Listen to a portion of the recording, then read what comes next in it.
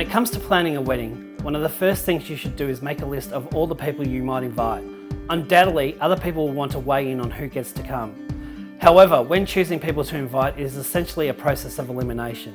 The most efficient way is to create a list of everyone. By everyone, I don't mean everyone that you're friends with on Facebook, but everyone you think you and your spouse would like to invite if budget and room were no consideration. Then I would show the parents.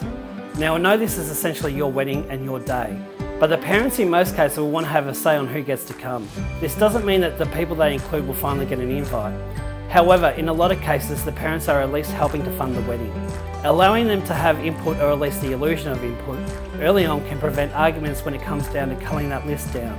The first on your list that you will have to invite is family. This includes parents, siblings, and grandparents. When it comes to extended family, there is no obligation really to invite them. Start by asking the question, do you even know them? If you haven't had contact with them for years, that's a clear sign that they could end up on the cull list.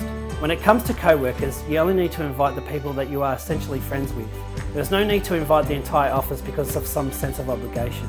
If you spend time with them outside of work, then that would be worthy of consideration. Then there is the question of inviting kids. Having children at your wedding is, I think, a personal choice. Having bouncy castles to entertain the kids at weddings is now becoming a trend. But you also have to weigh up what sort of affair do you really want. If having kids running around during the reception is not going to do it for you, then it's perfectly okay to have an age limit on the event. Just keep in mind that some couples you invite might have really young or newborn babies. In cases like these, it would be hard for them to be separated for the night, so allowances might be made.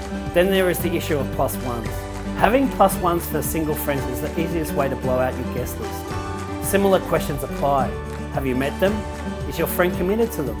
And if it or your friend will not know anybody else that will be there, only then is it worth consideration. If some of these become a sticking point and you need to keep numbers down for the reception, you could always invite them to the ceremony and not to the reception. Explain that you would love for them to be a part of the day if they chose to come. However, you need to keep the numbers down for the reception. More often than not, they should understand.